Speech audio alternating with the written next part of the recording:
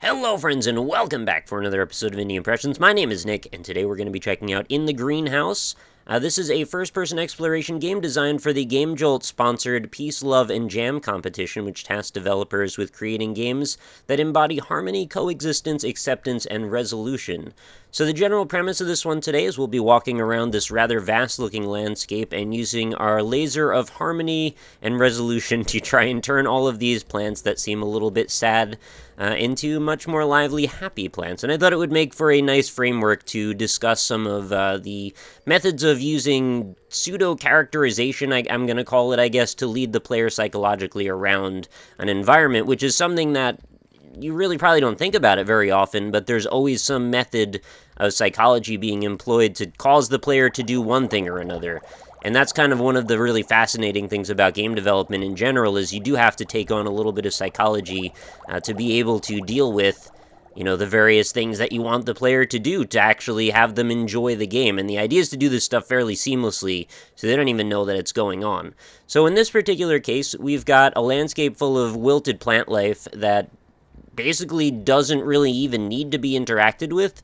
But the only goal here is you provide yourself with the stimulus by walking around and using this laser and then giving yourself this happy sight when you turn around. So really all of this stuff is all self-imposed, and it's sort of a different version of something that you might find in a game like Mario, where you find coins everywhere, and the coins are essentially provided to give you extra lives, but you know, on a minute-to-minute basis, you're not always really thinking about the extra lives. You're just thinking, oh, well, this is a positive, so I'll grab this thing, and it'll add to a total, and in the end, it'll probably become a better thing. In this particular case, you don't even have that really quite quantifiable benefit as getting extra lives. The only benefit here is we get a pretty neon flower to look at. So the goal, in this case, is see how far we can stretch that concept. You know, how little can we really give the player and have them still enjoy themselves? And I guess that benefit ratio kind of changes on a player-to-player basis, but for me, just having something like this, where the landscape sort of evolves based on what you do with it, I actually find that to be rather gratifying. And I think a lot of developers might be afraid to push the line to that far of a distance away from the norm, or what, you know, traditionally has been accepted as the norm in the industry, which is like you really need some sort of quantifiable benefit, or the player will just reject the premise entirely.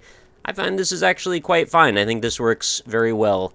And I've actually seen it even go further than that with something like Proteus, where there's almost no actual interaction with the landscape.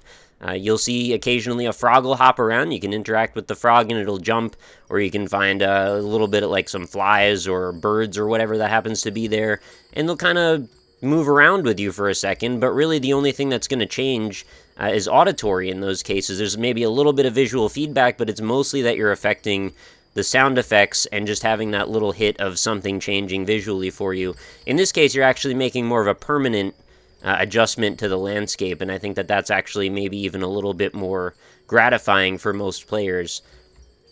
So anyway, the landscape in general here, maybe not as varied as I would have hoped. There's some, you know, textural changes from one point to another, and we've got this, which is our primary goal, is to activate or, you know, revive the 3 skeleton ladies that happen to be around. Well, they don't tell you there's 3, but I know there's 3 because I've actually explored this to a certain degree. But the general premise, though, just walking around, looking at the landscapes, trying to revive all the plant life, it seems really minimal, and maybe for some people that's not enough, but I totally get down with just really chill experiences where there's not really all that much to really worry about. You just take your time and make a little bit of an adjustment, a little at a time, trying to get to an overall goal.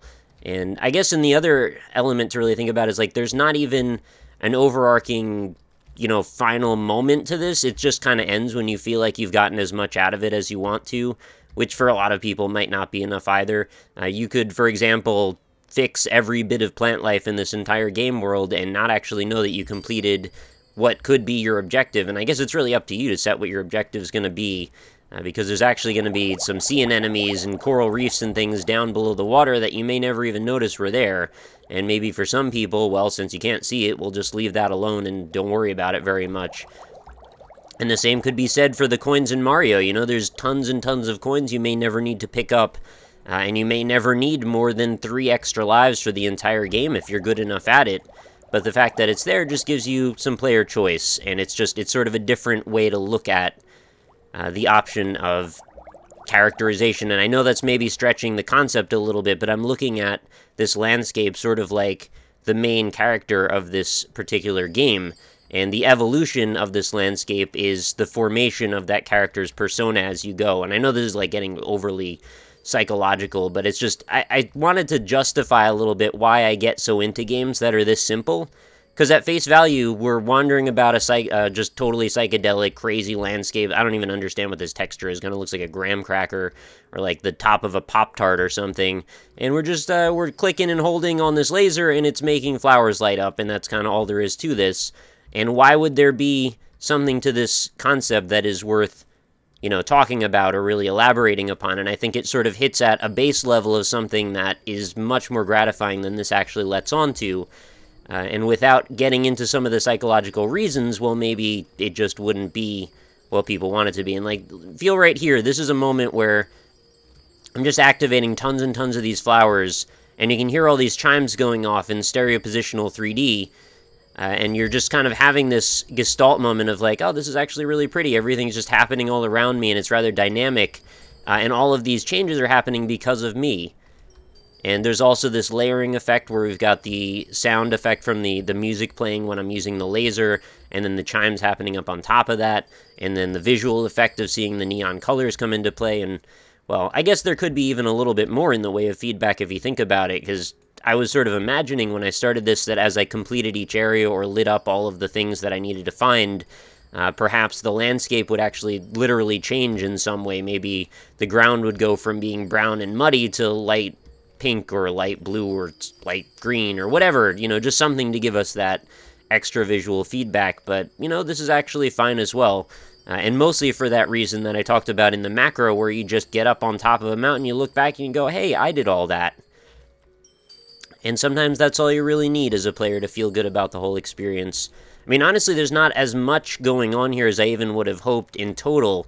I mean, between the flowers and the plants and the coral reefs and the various other things that we'll run into, I was kind of hoping maybe there'd be even more to it than that. Maybe there'd be, you know, a whole forest that we could activate and just have that same moment of where we were walking through the field of flowers just be magnified times 100.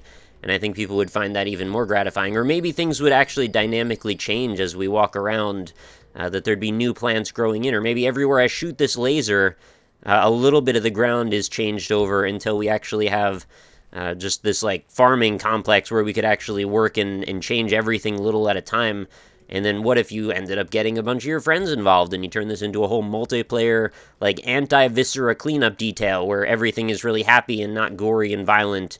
It's kind of the opposite effect of that. We want to get people together and use harmony and make everything really exciting, and maybe it could be a long-term project. What if you hosted a server where it's just up in perpetuity, and whoever wants to log into your server can just go in and help you make the ground look better and make the whole world transform a little at a time?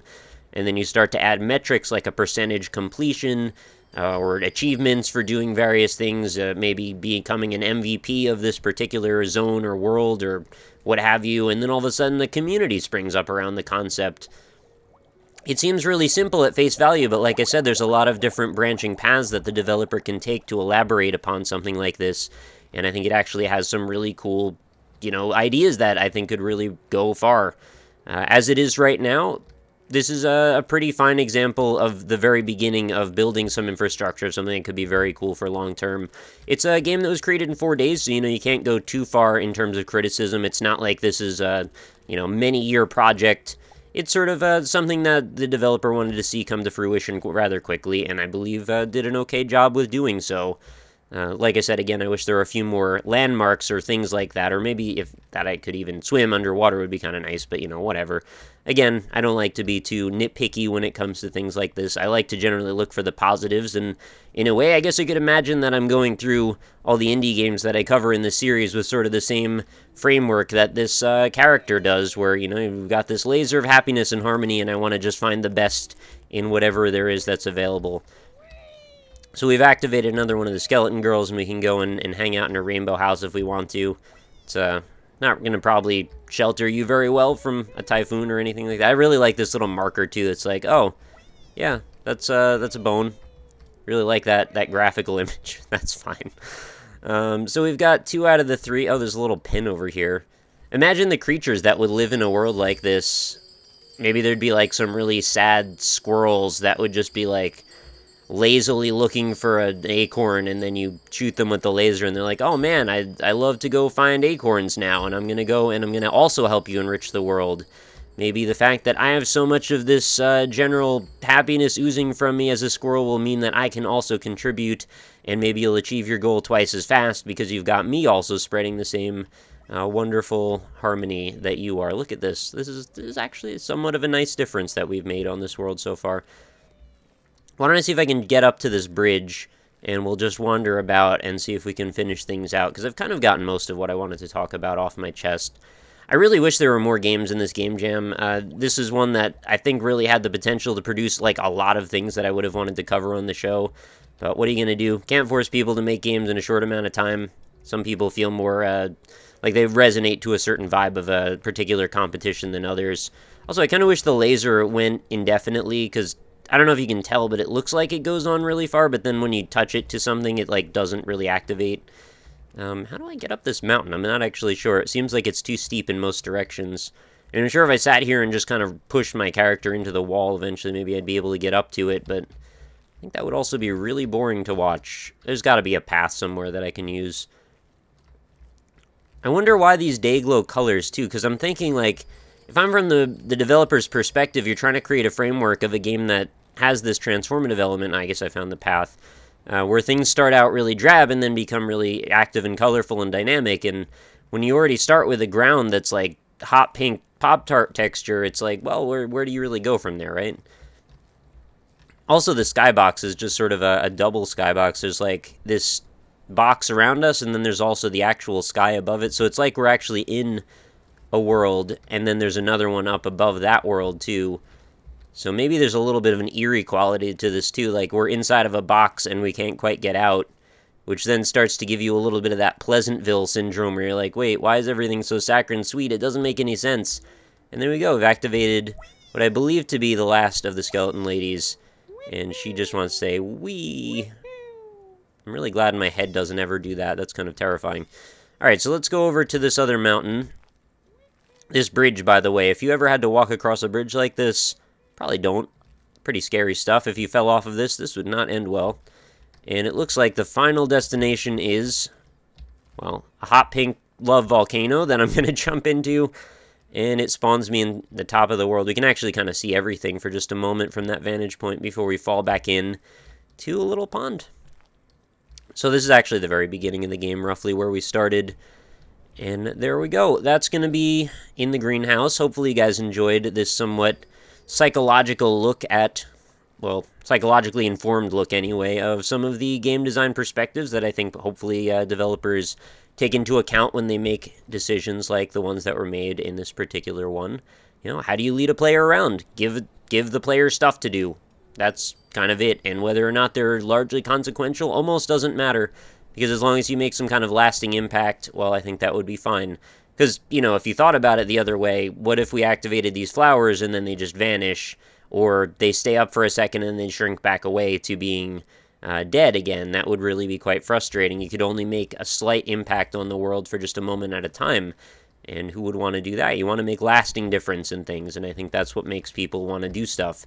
Whether it goes to collecting things, percentage completion, anything like that, I think just making a lasting difference makes a lasting difference. How's that to come full circle? So anyway, thank you everybody for watching. If you want to go check out In the Greenhouse, it is free to play. You can play it right in your browser. There will be a link right in the description. Let me know what you thought of this whole little discussion and the game itself, of course, in the comments. I'd love to hear your opinions on this same topic.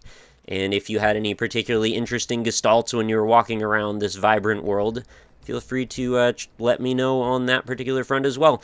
So leave a like if you enjoyed the video. I really, really appreciate it. I just appreciate you being here as well and just watching through to this point in the video. Hopefully this did not put anyone off to sticking around, considering it might be a little bit more boring than some people might be interested in hearing. You know, I don't do this stuff every episode, but when I do it, hopefully I make it count. And of course, if you enjoyed the episode and the series in general, feel free to subscribe to the channel. It helps me out even more. And then you can be apprised as to when all the new episodes go up. And this particular series happens every single day. So if you're up for finding out about a new artistic, original, unique, or just in general bizarre indie game every single day, this is hopefully the channel for you. I'm still not aware of anybody that's doing it quite to the scale that I am. We're over, 850 episodes and still continuing on. So I hope to see you back for another one tomorrow. Thank you, everybody, for watching, and I will talk to you later.